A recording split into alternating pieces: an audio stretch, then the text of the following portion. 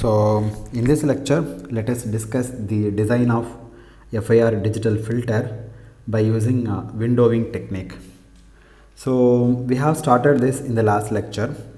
So the philosophy of windowing is that given the recovered transfer function, I mean the desired transfer function hd of e to the j omega, which if you have a low pass filter, if you wanted to design a low pass filter, then the desired frequency response h suffix d of e to the j omega, since you cannot design the filter analytically completely here, so we have to adopt a semi-analytical method.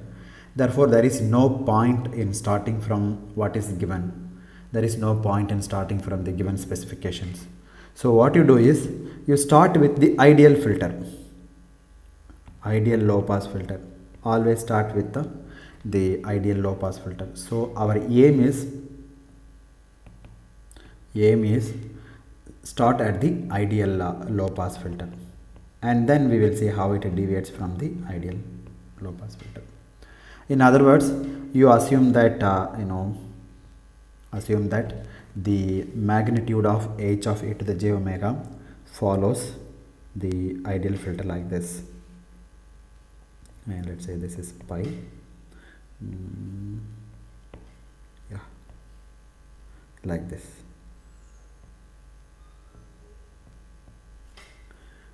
Okay, and this one is a digital pass band frequency omega p, and the maximum value is pi, and this is h suffix d of e to the j omega magnitude. So this is the ideal low pass filter. So let us aim at this ideal low pass filter. What is the reason? Because the design is not analytical. That is the reason we went to this ideal. The design is not analytical, it is semi-analytical. In the semi-analytical method, there are two techniques. One is windowing and another one is frequency sampling. Now we are discussing windowing technique. So in the case of IIR design, we could start from what is delta P and what is delta S, and then estimate the order, and then so on and so forth you can design, right? So from this you can estimate the order NB or NC, and from this you can write down the transfer function. But in FIR case we cannot do that. You can't do that in FIR case.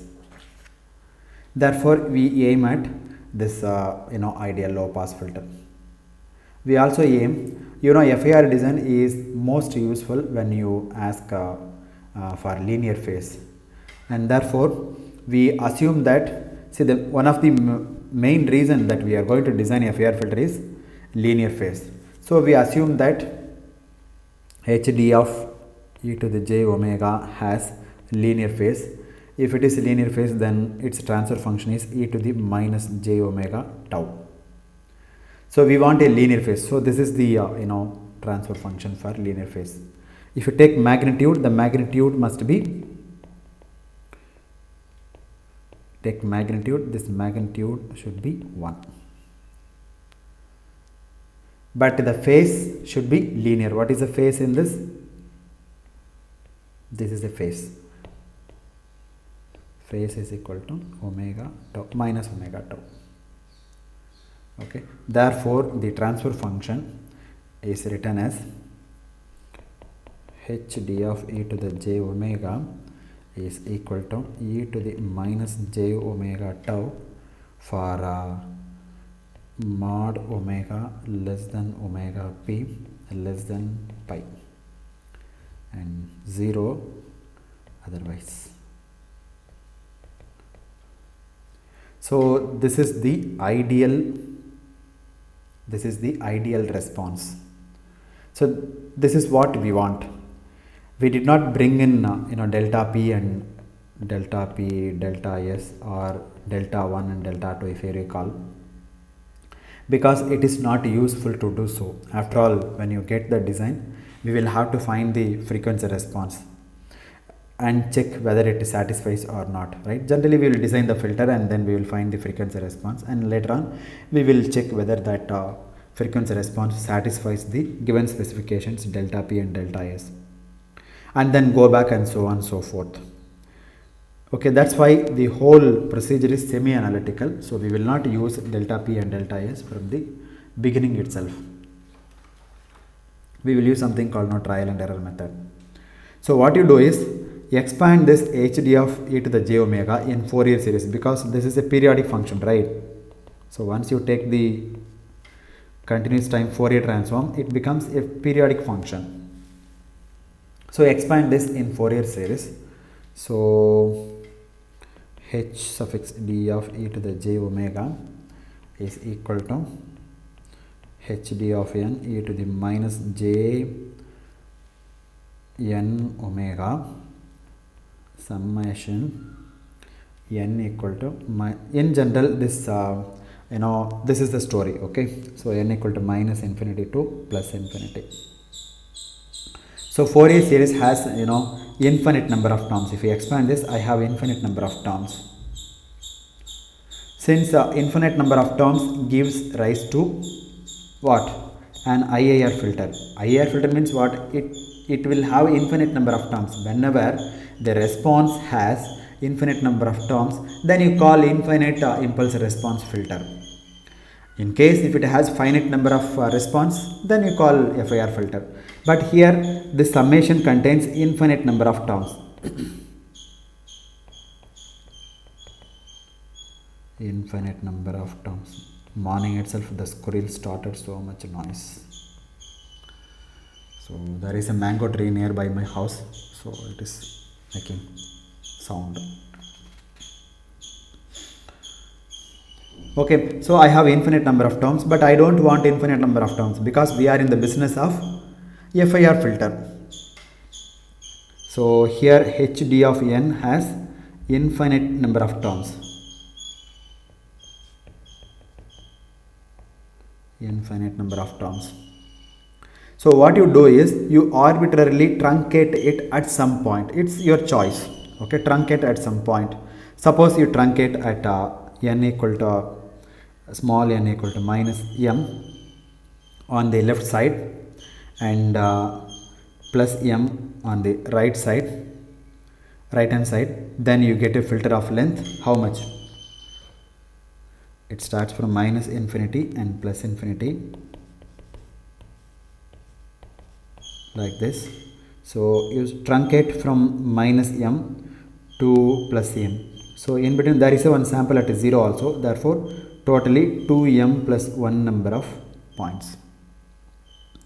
Okay, so n is equal to minus m to small n is equal to plus capital M, therefore the length is equal to 2m plus 1, and it will be a zero phase filter because we have samples on the left hand side and samples on the right hand side, so it is a zero phase filter, right? So this would have been instead of where is it?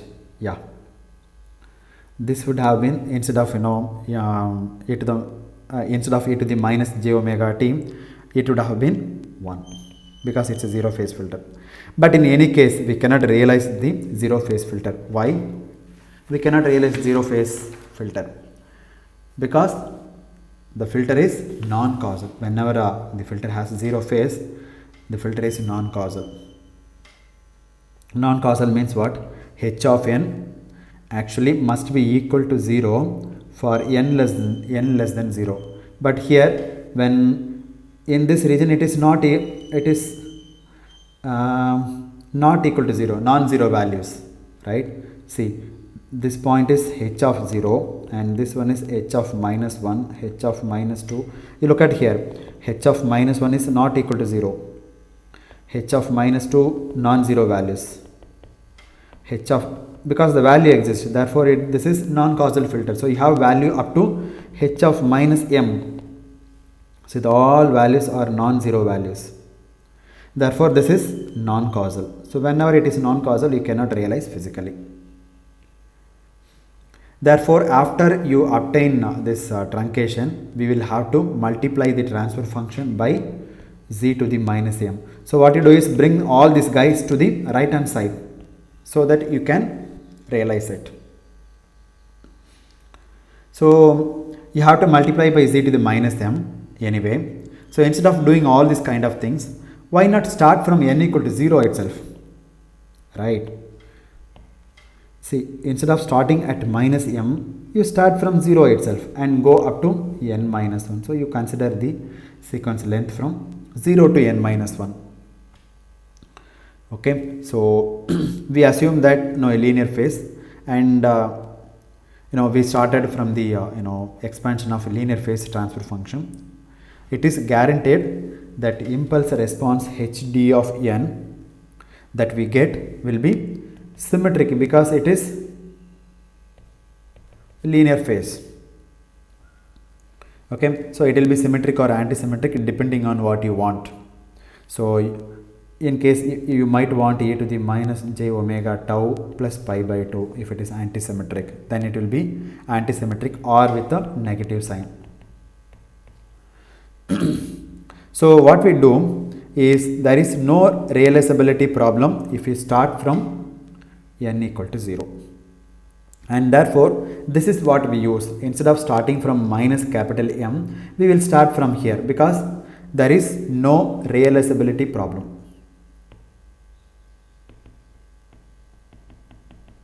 No realizability problem. So that's why we would like to start from n equal to 0. Therefore hd of e to the j omega is approximated by h of e to the j omega, which is approximated by, I put a approximation symbol here, approximated by h of e to the j omega, where this h of e to the j omega contains the samples from n equal to 0 to n minus 1. This is approximated value.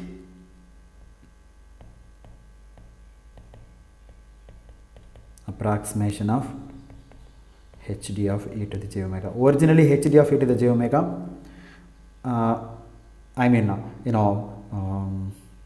so we are approximating for hd of e to the j omega, so instead of, it's not proper to call it. Let us write down the result first. So this is h suffix d of n e to the minus j omega n, or you can write n omega, nothing is wrong, right? So it is as if the infinite length impulse response, that is infinite impulse response, is allowed to pass through a window of rectangular shape. So it has infinite length impulse response, and this infinite impulse response is allowed from n equal to 0 to n minus 1. So in this only it is passed, the rest of the places it is 0. So it looks like a window. So you can write this as hd of n multiplied by w of n e to the minus j n omega. You are multiplying, right? In the time domain you are doing multiplying. So this is the only place you multiply two signals. So it's a non-linear operation. So n equal to minus infinity to plus infinity. So in fact, if you design a filter by windowing technique, this is a non-linear process, non-linear, where this w of n is a window function. This w of n is unity only between n equal to 0 to n equal to capital N minus 1, or you can write 0 less than or equal to n less than equal to n minus 1. You can write like that, and 0 otherwise. So this is your window function. Even if you multiply this window function, nothing will be changed. So it looks like a window of length capital N through which the impulse response passes, and this window is rectangular in shape. See, it looks like a rectangle in shape, and its amplitude is 1 for all values of n between n equal to 0 and n equal to capital N minus 1, and 0 otherwise, rest of the values are 0. So it looks like a window through which the total impulse response is passed. So only the impulse response within this region n equal to 0 to n minus 1 that passes. All the rest are made to vanish. Now there is no guarantee that you will get a good approximation. There is no guarantee. It is throwing a stone in the dark. The only thing you know is an estimate of capital N. I have given the formula in the previous lecture. Therefore, this is a starting point. Now you will have to iterate. So this is why this design is called a windowing technique.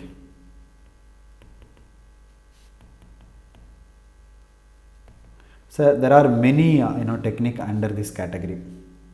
In other words, you expand in Fourier series. Why you are expanding Fourier series? Because it is a periodic function, right? So this hd of e to the j omega is a periodic function. Therefore, you expand in Fourier series and then truncate. Why do you want to truncate? Because once you expand in Fourier series, it has infinite number of terms. So we are discussing FIR filter, finite impulse response filter. So we need to select a particular number of sequence only. So that is why we are doing this truncation operation. Okay, so you truncate it at some point starting from n equal to 0 to n minus 1, which looks like the total impulse response passing through a window. Once you truncate it, truncate means what? You are selecting some pulses. That means you are allowing those pulses to pass through the window and stopping remaining the pulses.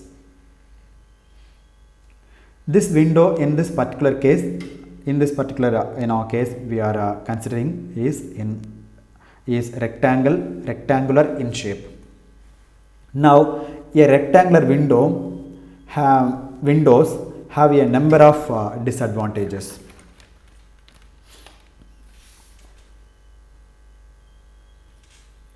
And one of them is so called Gibbs phenomenon.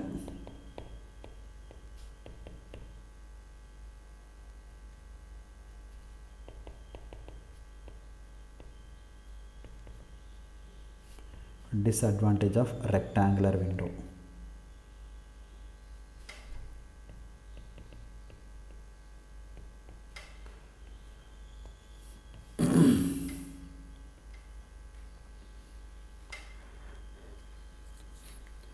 The name is Gibbs. Okay, so it is not a Gibb, it is not a apostrophe, so careful this. Okay, it is not apostrophe. Apostrophe, it is there is no apostrophe yes here. Okay, the name is A.J. Gibbs. This is the name of the gentleman. So and Gibbs phenomenon occurs whenever you want to approximate a discontinuity. See, if you take ideal low pass filter, there is a discontinuity here, and again there is a discontinuity here. So whenever you want to approximate a discontinuity, this Gibbs phenomenon occurs. Okay, so this is ideal filter. So if you want to approximate at discontinuity by a finite number of terms, then the Gibbs phenomenon occurs.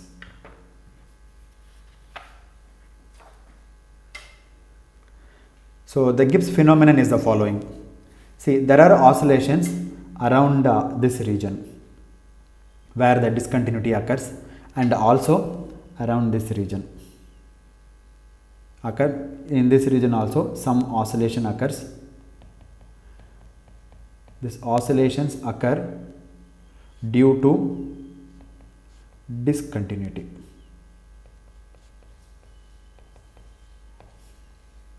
In other words, the approximation is not smooth, it is not monotonic. There are oscillations. So the oscillations would be like this. So here I have the discontinuity, here also I have the discontinuity. So the oscillation starts like this, and goes peak like this, and again comes down, goes like this, and then oscillates like this. So at the point of discontinuity,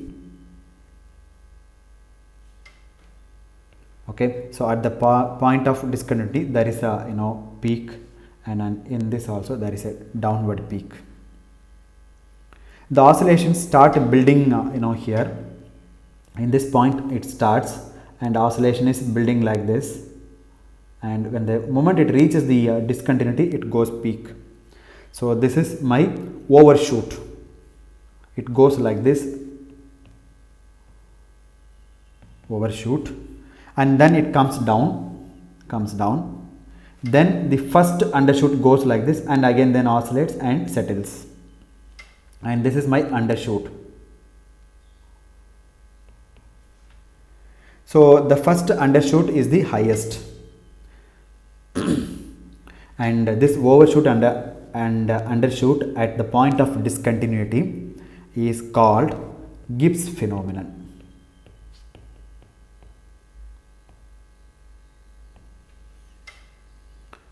It occurs even when the number of terms is infinity, right? See, we have taken n equal to 0 to n minus 1 hd of n e to the minus j n omega. Even if you take up to infinite number of terms in this summation, then also this overshoot and undershoot occurs. It is a very peculiar phenomenon. In other words, the Fourier series is still not an exact representation of a periodic function. So Fourier series is not an exact representation if the discontinuity occurs, if the function has discontinuity.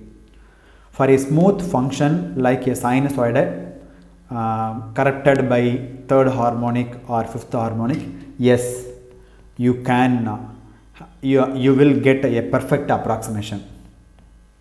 But suppose the Fourier series is that of a function like this function like this, like a rectangular wave, then if you take infinite number of terms, like this is a periodic function, right?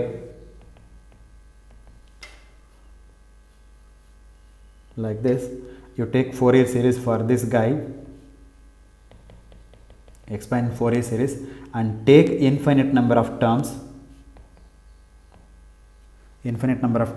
then also there will be Gibbs phenomenon. So even if you take infinite number of terms in the Fourier series, it is still an approximation because there are sharp transitions, sharp discontinuities here. It goes exactly down, no time it rises and no time it falls, sharp discontinuities. So what you get in practice if you approximate this is you will get the waves like this, but there will be a rod like this. So this is Gibbs phenomenon. Like this you will get it.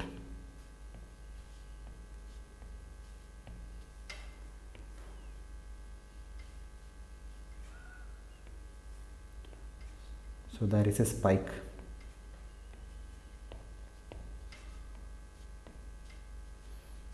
Okay. So this is once you take Fourier series and then approximate, this is the output of Fourier series. So what you get in practice, if you take an infinite number of terms, there is a rod. The rest of it is fine, but at the point of discontinuity you get an amplitude rise, and at the point of discontinuity you get a fall. So amplitude fall and amplitude rise. So the amplitude of this, rise or fall, does not depend on the number of terms in the Fourier series. Even if you take infinite number of terms, doesn't matter. There will be always a overshoot and an undershoot.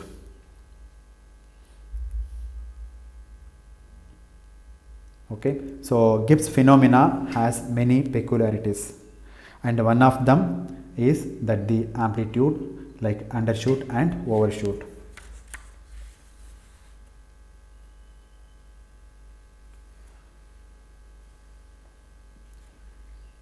Okay, so if you take 5 terms or 25 terms or 35 terms, or even if you take 100 terms, even 10,000 terms in the summation, the amplitude of the last oscillation, this is the oscillation point I told you, right? This is my last oscillation in the top, and here the first oscillation before the discontinuity, and the first oscillation after the discontinuity, they remain constant. So last oscillation at the point of discontinuity and first oscillation at the point of discontinuity, and this amplitude almost remains constant. So for a sharp discontinuity like this, sharp discontinuity like this, it is the overshoot is about 18%. Okay, so generally if you take this magnitude is 1 and this is going to be 1.1 something 78 something. Okay, so there will be 17.8 percentage of overshoot. So approximately we take 18% overshoot. 1.178 something, and this point is, and this is the reason why we do not use rectangular window. So if you have rectangular window, so in the rectangular window there is a sharp discontinuities. Because of the sharp discontinuities, this Gibbs phenomenon occurs. Unless we are forced to, unless the specifications are relaxed down, that 18% tolerance can be tolerated, then you go to where rectangular windows function. To show the Gibbs phenomenon, consider the following sequence of figures. So, and this figure is an approximation of a low pass filter. So it starts building like this and goes like this, and then settles down like this. Okay, and this is the approximation of low pass filter. That is, we take e to the minus j omega tau, and then this is the picture for let's say n is equal to 5. Now you notice that the value above unity, so this point is unity, this horizontal line, and this is the value above unity. So this is overshoot. Okay, now no undershoot here. Why? There are no these are overshoots and no undershoot, because we have taken the magnitude, right? So this is the last peak, and because of the undershoot, that undershoot, if you take magnitude, then it becomes positive like this. Okay, this is the last peak.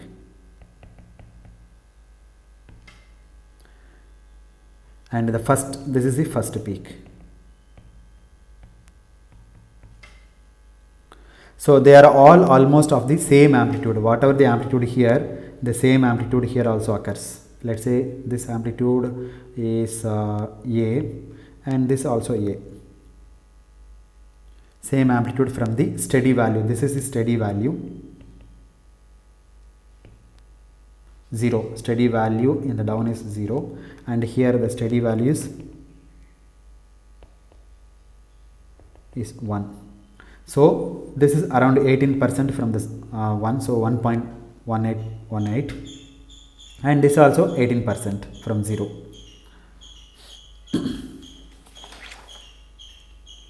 And this is for capital N is equal to 25, I guess, 25. When the length is 51, suppose in case if you increase the length to 51, then what happens? You will have more number of oscillations, and then overshoot come down, and again this undershoot becomes overshoot if you take magnitude and settles down. So this is n equal to 51.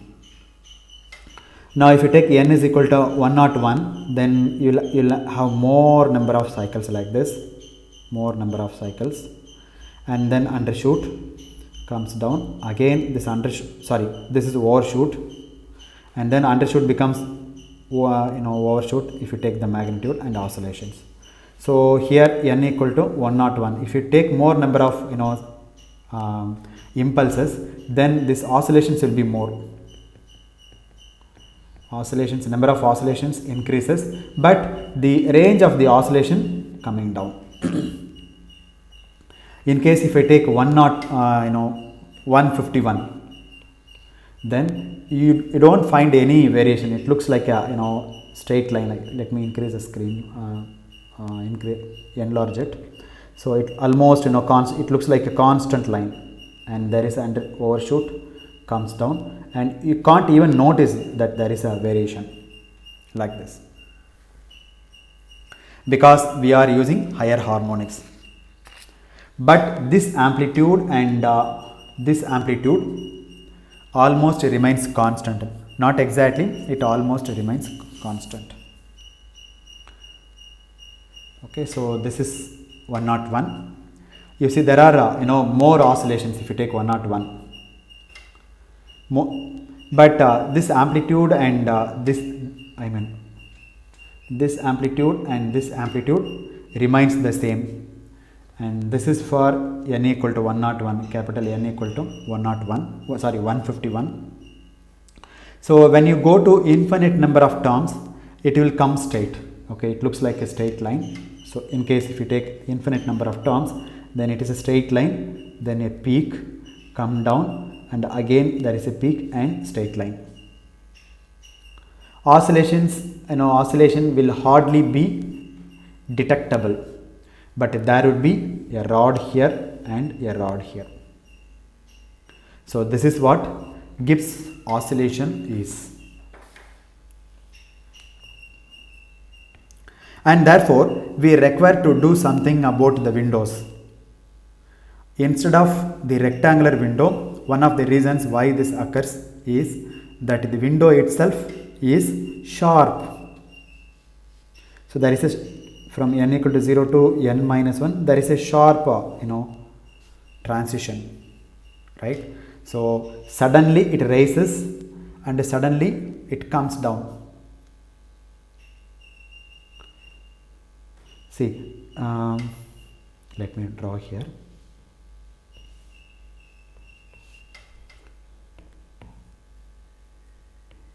See, this point is n equal to 0 and this point is n equal to capital N minus 1. See, at n equal to minus 1, the amplitude is 0. N equal to minus 2, amplitude is 0. At n equal to capital N, 0. N plus 1, 0. N plus 2, 0. So suddenly in no time it jumps, and in no time it comes down to 0. Okay, so suddenly it falls and suddenly it rises to 1. So people are good at the initial stages, that if the rise and fall of the window is smooth, it is not that abrupt, perhaps we will get a better result. Instead of having sudden rise, if I have a smooth rise like this and a smooth fall like that, then I may get a better result. Perhaps if you have a smooth rise like this and a smooth fall like this, we will be able to avoid Gibbs phenomena to a large extent. In other words, the window requires to be tapered. Okay, tapered towards at n equal to 0 and tapered towards at n equal to capital N minus 1. But before we look at specific windows, let us find out what should be the ideal window. What should be the ideal window? Let us see. Or what should be the optimum window?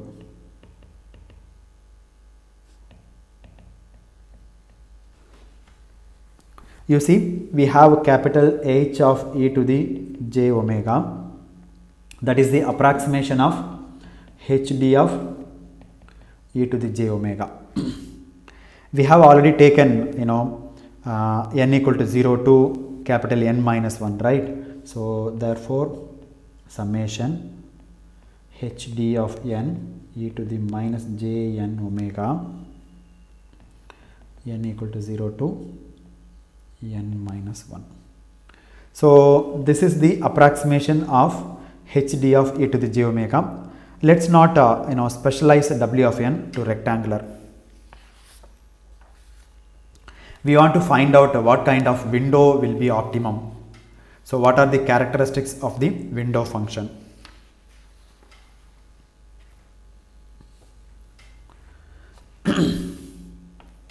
So I forgot to multiply w of n here,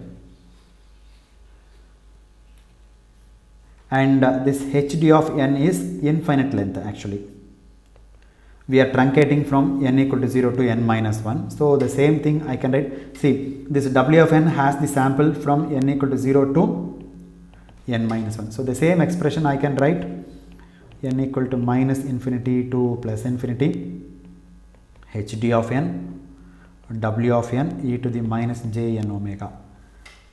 Can you justify this? Why did I change the limit from n minus 1 to plus infinity and 0 to minus infinity? Because this hd of n has samples from minus infinity to plus infinity, and the window function has 0 to n minus 1. Even if you sum them up from minus infinity to plus infinity, you don't get the values from in this region.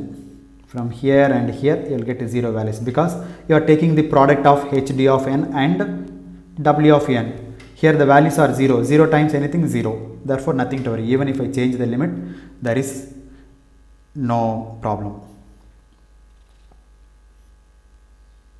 because w of n is finite. So I can take from n equal to minus infinity to n equal to plus infinity. But I choose my w of n such that I get an FIR filter. That is, I must choose w of n equal to 0 for n less than 0 and n greater than capital N minus 1.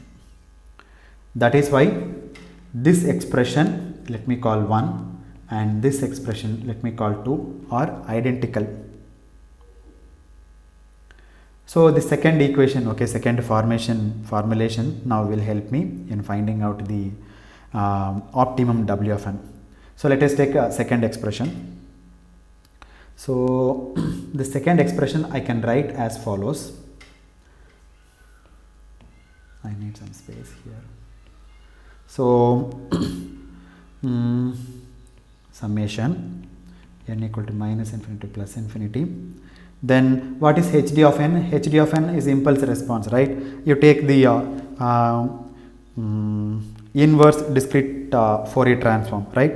So I am going to replace hd of n by the inverse discrete time Fourier transform relationship, integral of hd of, so there is one more omega here, so let me not use omega, so let me use theta. Instead of writing e to the j omega, let me put e to the j theta, then e to the plus j n theta and d theta, multiplied by w of n and then e to the minus j n omega. Don't confuse with w and omega. So I am writing more or less same format.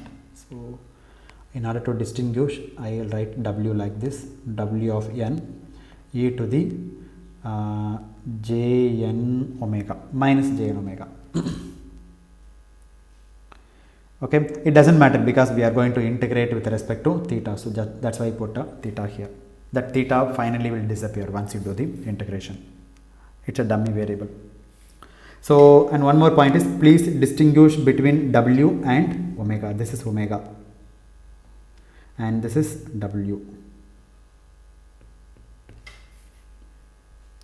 Now we apply our usual trick. See, the summation is over n and the integration is over theta. Integration is a continuous variable, summation is over a discrete variable. They are not related to each other. So interchange the summation and integration. So 1 over 2 pi integral of hd of e to the j theta, the limit is from minus pi to plus pi, summation w of n e to the minus jn omega minus theta times d theta, n equal to minus infinity to plus infinity. Now we look at this. What is this? If there was only e to the minus jn omega, it would have been capital W of e to the j omega. Okay, so in this expression, if there was only e to the minus jn omega, you can write this expression. But instead of e to the minus jn omega, I have e to the minus jn omega minus theta. Therefore, if you take this one, this is w of e to the j times omega minus theta. So this is going to be w of e to the j times omega minus theta, and then 1 over 2 pi integral of minus pi to plus pi d theta hd of e to the j theta.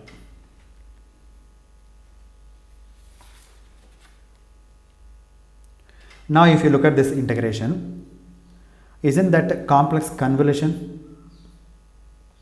Okay, it looks like a complex convolution.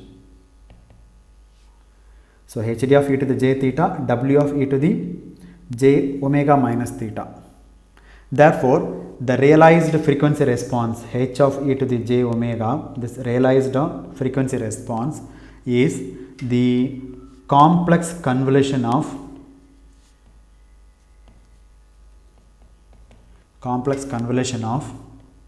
the desired frequency response hd of e to the j omega and the windowed frequency response w of e to the j omega.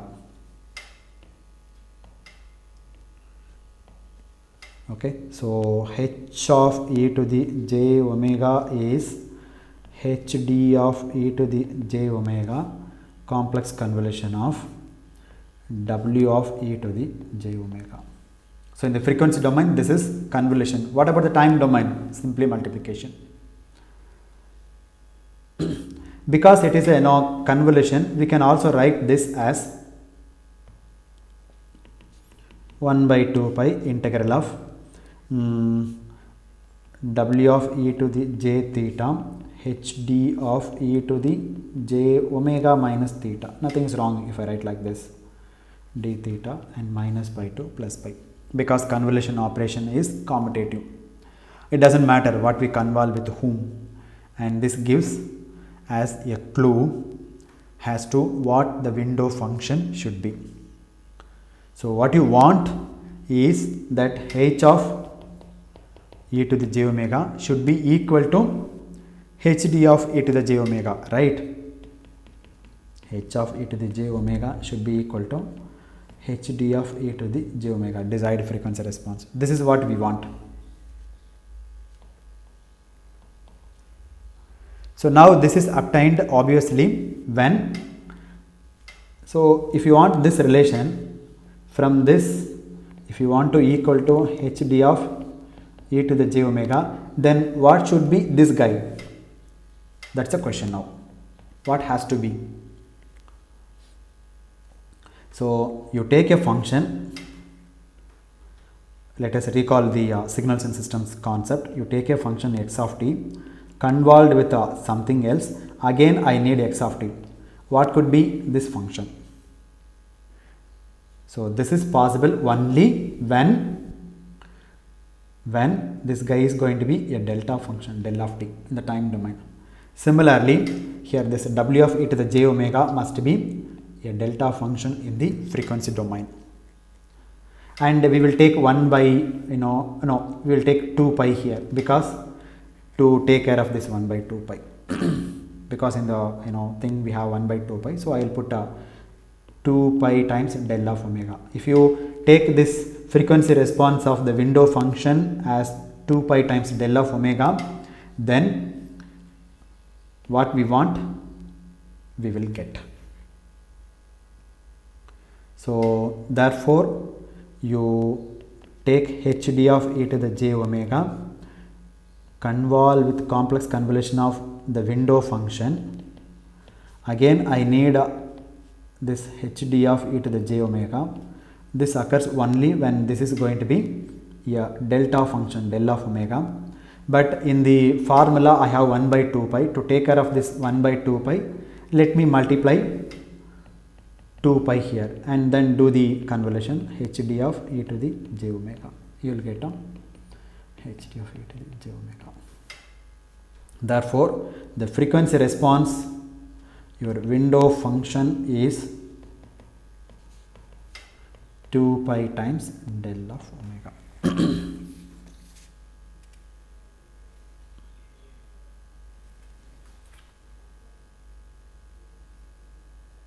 So what is the spectrum of this window function? It exists only at delta equal to 0, sorry, omega equal to 0. Right, this is my del of omega, isn't it? So if you substitute del of omega, then what about this integral? What will happen to this integral?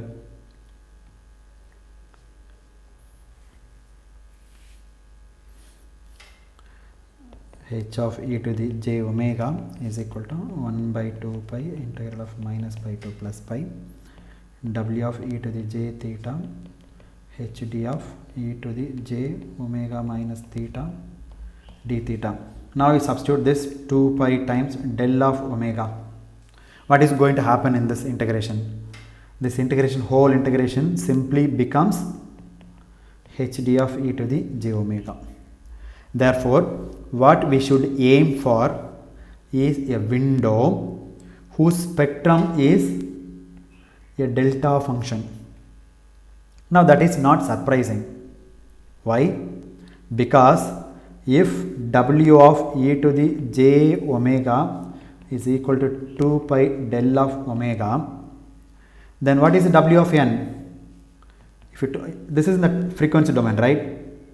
If you go to time domain, what is your w of n? W of n is equal to 1 for all n, then only you get back this result, right? So in other words, there is no truncation. Okay, so that is w of n equal to 1 for all n. Therefore it becomes again an IIR filter. Therefore this result is to be expected. So the ideal window function's frequency response is 2 pi times of del of omega. But this way of deriving the result points out that what we want for the window function is that it should be an approximation to an impulse of strength 2 pi. This is the impulse strength 2 pi. In other words, we should have the function like this.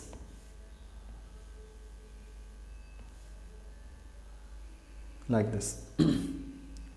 So this is the approximation to delta function, approximation to an impulse function, and then all such approximations will have side lobes. See, this is my side lobe, and this one is main lobe. So if you can get a window whose spectrum is like this, in fact rectangular window has a spectrum like this, except that we don't want it because there is a lot of Gibbs phenomena. So we want to smooth it out. So there is no optimum, here. So we have to have a window function which approximates an impulse. So this is this function is an approximation to an impulse. in the frequency domain. So this is our aim. With that end in view, various windows have been tried, and we will go through this list, okay, in the upcoming lectures, and we will see their performance one by one. So let me stop here, and in the next lecture we will start with the rectangular windows, and then after this we will look at modified rectangular windows, and then Kaiser windows, Hamming window, and then what else, Bartlett window. So there are many window techniques are there. We will discuss one by one.